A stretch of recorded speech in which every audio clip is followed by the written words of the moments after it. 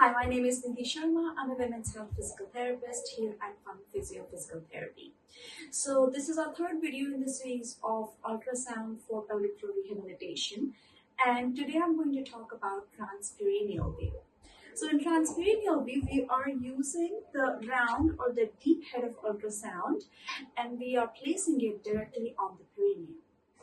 So although it's a little bit more invasive, you have to undress. There are many benefits of this view over the transabdominal view we discussed last time. So I'm gonna show you what we see in this view. Okay, so here is the transperineal view, and we're gonna see what we're looking at. This big bag is the bladder, and you can see there is a tube coming down. That would be the urethra. So bladder where the pee collects, urethra where the pee comes out from. The next to it, there's tissue here, that long dark tissue would be the vaginal canal. And then next to it, there's a dark tissue here lying, that would be the rectum where the poop comes out from. So three openings of the pelvic floor. So pelvic floor is a muscle. There are three openings in it, where the pee comes out, where the baby comes out, where the poop comes out. All three openings are visible in this view. We can see how when the pelvic floor contracts, it will close these openings, and then when it relaxes, it will open these openings. So you can really see how the pelvic floor is moving the bladder, how the pelvic floor is moving the rectum, and how the pelvic floor is moving the vagina. It is very accurate, because we can see the organs, all of the organs, and we can also see part of the pelvic floor, and we can see it in movement.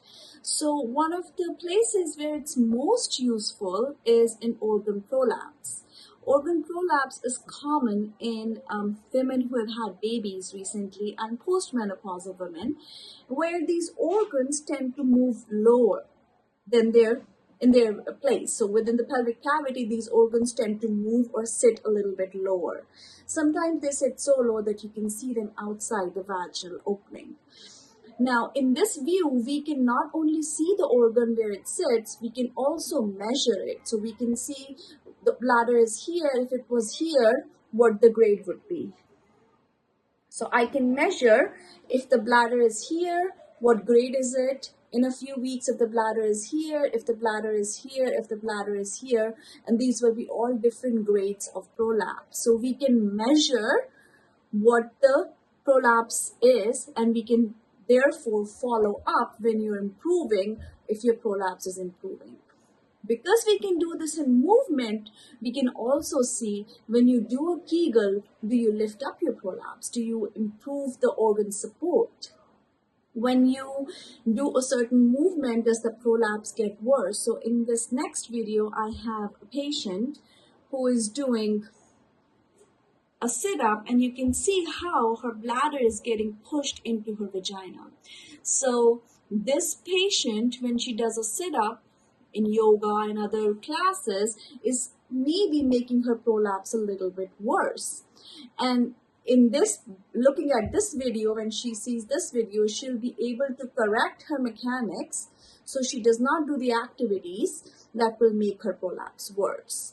So we can do this in movement in real time. We can show you when this is happening. Important because it tends to show you how these organs relate to each other, because patients don't always put together the fact that this is urinary system with the bladder, this is reproductive system with the vagina, and this is GI or gastrointestinal system with the rectum.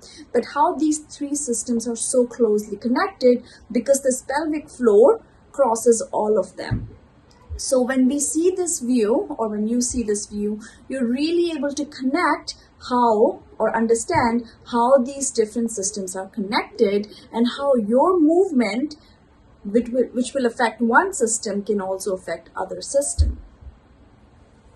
This transperineal view is also very useful in patients who have constipation, or who have leaking or urgency of bowel, which can happen in women who have recently given birth.